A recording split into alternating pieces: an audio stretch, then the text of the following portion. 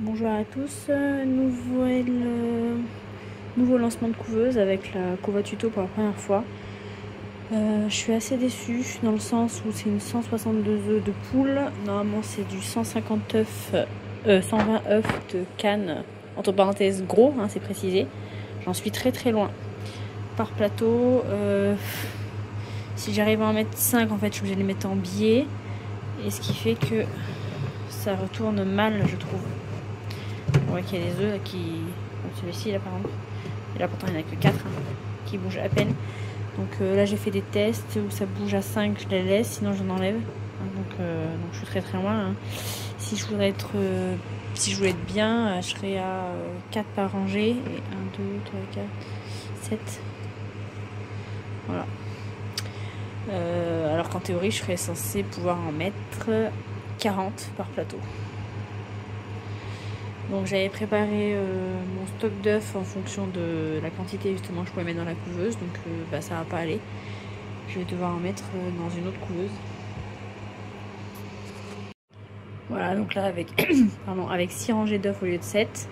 Donc là je peux en mettre 5, ça a un peu plus de marge pour bouger. Et par contre, voilà, ça n'en fait que 30 par plateau. Donc je suis loin des 40. Et là au moins il bouge.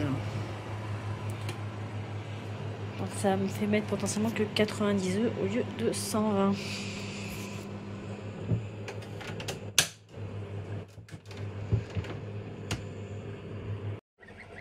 Bonsoir à tous, éclosion de la deuxième tournée d'oie. Donc là j'en ai déjà quelques-uns qui sont nés, d'autres à sortir, d'autres je suis quasi sûre qu'ils sont arrêtés, mais je laisse encore. Et je suis dégoûtée. Il y en a un qui est mort par ma faute. En fait, du coup, quand j'ai refermé la couveuse, il a passé la tête là sur la séparation et j'ai refermé, j'ai pas vu. Je suis dégoûtée. Quand j'ai ouvert la couveuse, il a respiré encore un coup et puis il est mort dans mes mains quoi. Voilà. Trop triste. Alors ça y est, tous les petits coureurs indiens qui sont issus du mâle blanc en théorie, peut-être aussi un peu des nôtres, j'ai des doutes, je vous expliquerai après. Et les petites oies sont nées. Alors celui-ci, j'avais miré l'œuf, en fait ça bougeait, mais il n'y avait pas d'avancement. Bien en retard par rapport aux autres, donc je l'ai aidé. Mais en fait, là ça se voit peut-être pas trop, mais il a le bec... Ah, j'arrive pas à faire les autres points. Ah. Il a le bec tordu. Et il a la nuque épaisse, grosse. Il se tient pas bien et tout. Après, quand j'ai voulu l'aider, en fait, le jaune n'était pas encore bien résorbé.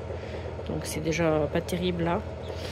Plus les malformations, je pense que de toute façon, il n'était pas voué à sortir de la coquille. Hein. Si je l'avais pas aidé, il serait jamais sorti. Je l'ai quand même tenté, je verrai bien. Ce petit coureur, a priori, ce n'est pas un que j'ai aidé, mais alors il est beaucoup plus petit que les autres. Il n'est pas toutes maigrichonnes. Bon, à mon avis, il ne va pas faire grand chose. Il a une patte un peu bizarre aussi. Je vais le laisser avec l'oie. De toute façon, je vais encore laisser peut-être 24 heures en couveuse, voir comment ça évolue. Et il me reste juste un seul œuf de coureur. Je vois que ça bouge dedans, mais à mon avis, c'est comme lui là. Si je l'avais pas aidé, il serait pas sorti. Et celui-là, ouais, je pense que ça va donner rien quoi. Je laisse quand même au cas où. Et j'avais aussi 3 grosses doigts qui malheureusement n'ont pas éclos non plus. Il faudra que je les sorte de la couveuse. De toute façon, je nettoierai la couveuse, je sortirai tout en même temps. Je leur laisse encore une chance jusqu'à demain pour ces deux-là. Donc voilà les 9 petites oies. On les voit pas avec la lumière rouge. Les 9 petites oies, petites boules de duvet, là, trop mignonnes. Du coup, il y en aurait eu 10 s'il n'y avait pas celui que j'ai écrasé, malheureusement. Là, j'ai de la chance. J'ai un peu plus de femelles que de mâles. Et au niveau des petits coureurs indiens, alors, voilà, ça en fait un petit paquet. J'ai plus le nombre exact en tête là. Donc, c'est normalement le mâle blanc. Alors, j'ai quand même un doute qu'il n'y ait pas mes mâles sauvages argentés qui ait pris le dessus à un moment donné. Parce que donc j'avais mes 3 mâles, j'ai fait un petit test de fécondité qui ont donné 10 coureurs indiens, avec les petites oies là. Et donc après j'ai enlevé mes 2 mâles sauvages argentés pour laisser que le mâle blanc, pour essayer d'avoir des sauvages argentés, parce que le blanc est censé être récessif, et pouvoir songer un peu le sang et ramener du gabarit, de la hauteur, etc. Sauf que du coup j'ai eu la surprise de voir dans mes 10 premiers éclos pas du tout du sauvage argenté. Enfin s'il y avait du sauvage argenté, mais il y en avait 4 et les 6 autres c'était pas ça. Donc je me dis bon les 4 sauvages argentés sont issus de mes mâles et les 6 autres du mâle blanc. Donc j'ai pas vraiment attendu 3 semaines, j'ai attendu moins que ça parce qu'en fait elles pondaient quasiment toutes mes cannes coréens indiens à ce moment là et la ponte a commencé à diminuer. Donc comme je voulais avoir une chance d'avoir la génétique de toutes mes cannes avec ce mâle là avant de m'en séparer, j'ai lancé quand même, mais globalement pour moi la semence d'un nouveau mâle est censée prendre le dessus, au bout de 5 jours elle prend le dessus sur une vieille semence. Voilà, donc j'ai pas refait les comptes, mais j'ai peut-être un peu plus de sauvages argentés que les autres, mais bon c'est peut-être moite-moite quoi. Voilà, donc ça fait du monde. Je vais du coup garder les sauvages argentés. Peut-être que je vais en garder 1 ou 2 dans les autres couleurs pour voir ce que ça donne. A priori, ce serait du bleu sauvage parce que du coup la personne chez qui j'ai pris le mâle blanc a des bleus sauvages. Donc en fait peut-être qu'il n'était pas issu de sous couple de blanc, mais d'un parent blanc et d'un parent bleu sauvage. Ce qui expliquerait du coup que ça ressorte là. Voilà. C'est trop mignon quand ils ont 2 jours. J'adore. Quand la litière est encore propre. Mais si on voit que là-bas au fond vers l'eau, ils ont déjà bien commencé à la mouiller. Et dans quelques jours, ça sera la cata. Voilà. Parce que ces petites boules adorent jouer avec l'eau.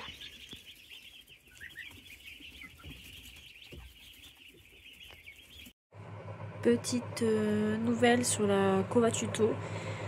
Alors en plus du coup de la place qui n'est pas du tout correspondant à ce qui est marqué dans la fiche de la couveuse, je suis très déçue parce que sur 104 œufs mis en couveuse, enfin moins du coup parce que j'en avais 90 je crois dans la Covatuto et le reste dans ma fiemme, là j'ai fait un mirage une semaine avant l'éclosion et je viens de sortir tout ça qui s'est arrêté, 20 œufs.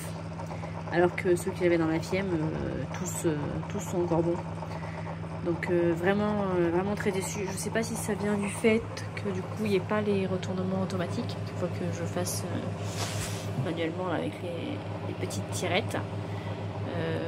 Je pense que du coup je vais acheter les 3 moteurs de retournement. Sauf que ça fait faire encore brancher sur 3 prises. C'est vraiment quand même pas top comme système ça. Ouais voilà, parce que jusqu'à présent je retourne matin et soir minimum. Alors des fois je faisais matin en rentrant du travail et puis avant de me coucher quoi. Voilà, donc c'est l'explication que j'ai, enfin je pense que c'est ça, que manque de retournement. Voilà, très déçue. Et oui, si au mirage je pense qu'il y en a encore d'autres qui sont arrêtés. Parce que je vois pas du tout de l'embryon bouger dedans, mais les vaisseaux sanguins sont encore rouges. Donc je les ai laissés pour l'instant, mais à mon avis ça va être encore pire que ça en résultat. Alors pour soulever les meubles sur du coup la catastrophe avec mes cannes qui s'arrêtaient, j'ai tout déplacé dans mes cortis sur les 10 derniers jours d'incubation, dans la dernière semaine même. Et j'ai acheté des moteurs de retournement chez Vive l'Élevage. Et pour une fois, le colis est arrivé très vite. J'ai commandé le samedi ou le dimanche, je crois, et je les ai reçus le mardi. Donc voilà, les moteurs de retournement. Je comprenais pas ce que c'était ça. Et en fait, vous voyez les 4 trous sur les côtés. Il faut que je pré-perce sur le côté et que je visse. J'avais pas du tout vu que... Enfin, j'avais pas pensé qu'il n'y avait pas de trou et tout ça. Je pensais que ça se bloquait juste dedans et voilà, mais non, en fait, il faut que je perce et que je visse, donc je vous montrerai une fois que ça sera installé. Alors, au niveau de la capacité en œufs d'oie pour la Covatuto, c'était marqué environ 45 œufs. Et là, ça correspond bien parce que j'en mets 18 par plateau. Alors après, j'ai des œufs plus petits que d'autres. Donc par exemple là j'ai des gros et j'ai mis des plus petits au bout. Alors ceux-là ils sont sales parce que j'ai trouvé un nid 3 jours après, il y avait 3 œufs dedans. Et voilà, en réagençant entre les plus gros et les un peu plus fins, ça passe. Donc là je vais lancer mes œufs d'oie au démarrage dans la cour à tuto, mais comme j'ai reçu les moteurs là, je vais juste commencer à les tester. Je vais quand même pas prendre trop de risques vu la valeur des œufs d'oie. C'est que je peux pas les mettre dans ma fième tout de suite parce que j'ai des canetons en cours d'éclosion dedans là, qui vont commencer à partir de... Enfin je vais les mettre en éclosion là, donc ils vont éclore dans 2-3 jours. Donc dès que j'aurai libéré les cortilles et que je les aurai nettoyés, je pourrai remettre mes œufs d'oie dedans pour être plus sûr. Et par contre je referai un test avec les moteurs de retournement avec des œufs de canne. Disons que j'en ai beaucoup plus, donc ça m'embêterait quand même que ça marche pas, mais ça fait moins mal au cœur. Alors petit bilan pour les canards, j'avais mis, il y avait quelques coureurs indiens, il y avait 16 coureurs indiens. Sur les 125 œufs, donc tout le reste c'est des blancs de l'Allier. Bilan global, j'ai 46 bébés. Donc bref, franchement, le problème de couveuse, ça a été une catastrophe. Bon alors 46, ça va être déjà pas mal pour moi pour gérer, mais bon, vraiment là, le taux de réussite, vraiment très très nul. Donc là, je les ai sexés. Tous ceux qui étaient sortis les premiers, j'ai sexé, j'avais un peu plus de femelles. Et là, j'ai sexé les derniers nés en couveuse sur une vingtaine, un peu plus même de 20. J'ai que 4 femelles et tout le reste des mâles. J'ai jamais vraiment sexé comme ça tout de suite à la sortie de l'éclosion pour voir si les premiers c'était toujours des femelles et les derniers les retardataires des mâles. Donc peut-être quelque chose à étudier. Donc je les ai séparés en 2 groupes. Donc là il y a... Je voulais mettre les femelles d'un côté et les mâles de l'autre, mais du coup j'ai dû répartir, mettre un peu de mâles ici aussi. Et là, que des mâles. Alors avant de vous montrer les dernières éclosions du mois d'avril, parce que là on est le 1er mai, mais du coup les derniers sont en train de sécher dans la couveuse. Donc là c'est des petites nouvelles des blancs de l'Allier qui ont 10 jours, là 10-12 jours. Avec un peu plus de mâles que de femelles. Alors je les mets des petits jeux pour pas qu'ils se mangent les plumes. Donc par exemple un petit bout de bois, les petits trucs en plastique là pour que ça puisse mordre. Il y a les chaînes là comme on voit là qui pendouillent. Parce que j'avais vu à un moment donné qu'ils aimaient bien les chaînes là, des lampes chauffantes, sauf que après quand ils jouent avec, ça secoue la lampe chauffante et après au bout d'un moment ça l'abîme. Donc j'ai suspendu les chaînes comme ça. Après on a les petites oies. Les petites oies, ouais, je suis déçue par les résultats. J'avais une quinzaine d'œufs qui sont bien développés jusqu'à la fin. Enfin, 3 jours avant en fait l'éclosion, je les voyais bouger dans l'œuf. Et en fait, quand j'ai changé les œufs pour les mettre dans l'éclosoir, j'ai été appelée par un de mes enfants et j'ai oublié de fermer la couveuse après. Donc en fait, je suis revenue plusieurs heures après en disant mince, j'ai pas refermé. Donc le temps aussi que l'eau chauffe dans le bac de la couveuse et tout, ça a mis longtemps. Je sais pas si c'est ça, parce qu'en canard, ça m'est déjà arrivé quelques jours avant l'éclosion, mais pas au moment de l'éclosion non plus. Ouais, donc sur les 15, au final, il y en a 6 ou 7, je sais plus là.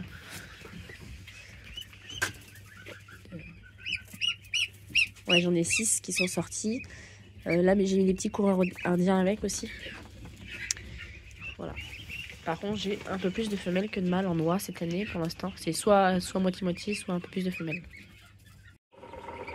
Alors, donc voilà les dernières éclosions. J'ai 7 petits dindonneaux. J'avais mis 12 œufs. Ils étaient tous fécondés. Il y en a 2 qui sont arrêtés très tôt. Et après, j'en ai en fait 2 qui ont commencé à sortir de la coquille et qui se sont retrouvés tout collés en fait. L'albumène qui était vraiment tout collant sur eux.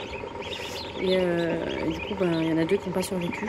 Et un autre qui s'est arrêté aussi en cours de route il y a peut-être une semaine, quoi. Voilà. Donc ça, le problème de poussin qui sort tout poisseux, Ce serait dû à soit un problème d'humidité ou de température. Moi je pense peut-être humidité parce qu'en fait j'avais mis mes œufs de dinde avec mes œufs de canne. Du coup c'était vraiment pour tester la fécondité des œufs de dinde. Là moi je vais lancer une couveuse de dinde ce soir. J'attends que celle-ci soit libre, je la nettoie, désinfecte et je mettrai mes œufs de dinde dedans. Donc là, j'en ai 5 de réservés qui vont partir, il m'en reste 2 donc qui vont partir aussi parce que je compte pas les garder pour faire un seul lot d'âge. Donc j'ai mis en caisse et je les emmène. J'ai juste un petit coureur indien aussi parce que j'avais un œuf, j'ai une canne qui en général pond dans la boue et ce jour-là elle avait pondu dans la boue mais il n'était pas sale parce que le sol était un peu gelé donc j'avais récupéré celui-là là. C'est le petit là, j'espère que c'est une femelle parce que ce sera potentiellement le seul œuf que j'ai gardé de cette canne. Bonjour à tous, je leur fais peur. Des petites nouvelles, donc des poussins mystères. Donc pour moi j'ai 2 femelles, on voit là celle qui est plus foncée, femelle, et celle en bas là, ici aussi femelle. Donc là ils ont 2 semaines, tous les autres c'est des mâles. En théorie, hein, je vérifierai ça plus tard, mais normalement oui, parce que les femelles sont plus foncées que les mâles. Et j'avais essayé de regarder par rapport à la couleur, également sur la tache sur la tête plus ou moins claire. Donc les 2 qui sont femelles, j'avais bien identifié comme étant des femelles, et d'autres où j'avais des doutes, du coup qui s'avèrent être des mâles. Donc ce serait à peu près, potentiellement déjà un petit peu autosexable à la naissance, en fonction de la tache, s'ils sont plus foncés ou s'ils sont avec un peu plus de clair. Alors des nouvelles également des autres, de tous les bourbonnais. Donc comme il y en a un paquet, j'ai détassé donc, sur mes 3 autres poussinières. Là il reste des azurs et j'ai eu 4 bourbonnais. Il y en a globalement 20-25 par étage. Et encore des bourbonnais.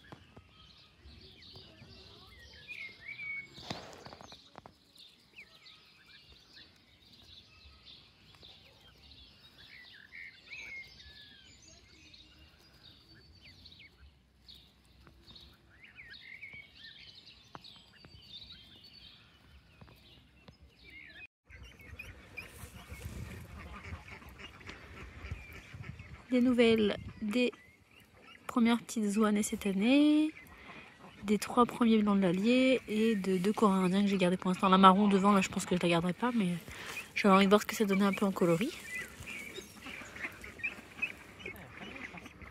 Ils sont tout beaux.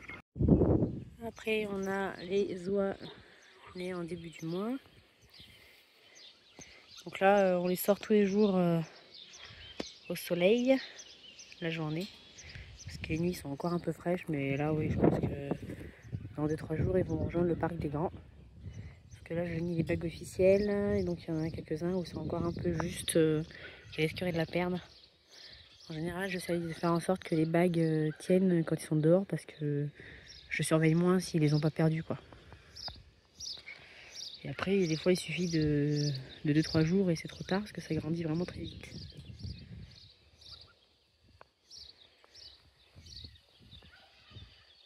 J'adore ces petites boules de duvet là, c'est trop mignon. Après j'ai la petite flopée de coureurs indiens. Toujours aussi sauvage, hein, toujours aussi peureux. Là il y en a une 30aine, du coup ça se bouscule un peu.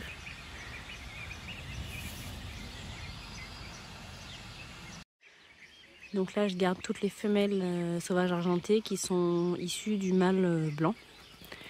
Les mâles du coup je les garderai pas parce que si je compte garder les femelles je vais pas garder les mâles pour reproduire avec. Et tous les quelques coloris qu'il y a encore là je les garde pas non plus et il reste que des mâles.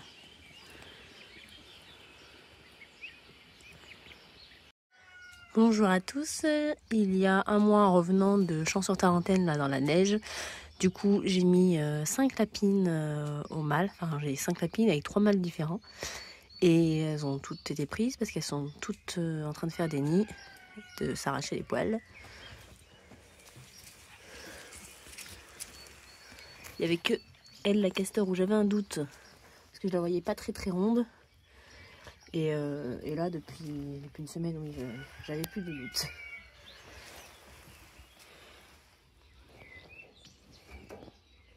La première, je vous ai montré, du coup, ce sera sa première portée.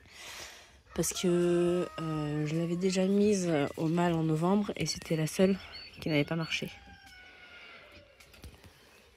Et comme du coup, je regroupe mes portées pour pouvoir faire les vaccins, je n'avais pas retenté de la mettre.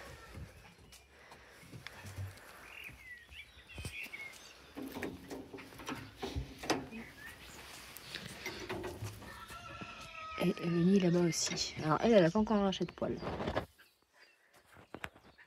Alors en plus des éclosions, on a eu aussi des portées sur 4 lapines sur 5. Celle qui n'a pas fait de petit, du coup ça n'a pas marché, c'était une des plus jeunes.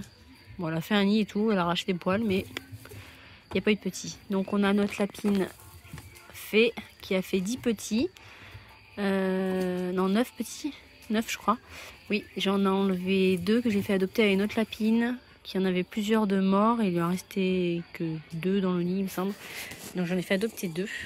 Donc là tous les bébés sont faits. Donc là c'est la opale à qui j'ai fait adopter des petits. Donc elle avait 2 bébés faits et du opale. Là je viens de lui, donc ça lui en faisait plus que 4 là. Je viens de lui en rajouter 2 qui sont vraiment tout petits d'une autre lapine. Quand on compare avec les autres, voilà.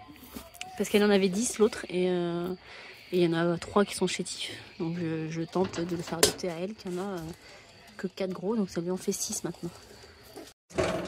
Donc là c'est la lynx rose qui du coup en avait fait 10, et dont 3 qui sont plus chétifs. Donc globalement il y a du bleu et des opales. Donc les 2 qu'on a vus avant sont mignonnes, on peut toucher les petits sans souci. Elle, on arrive à toucher les petits, mais elle vient quand même surveiller pour les protéger.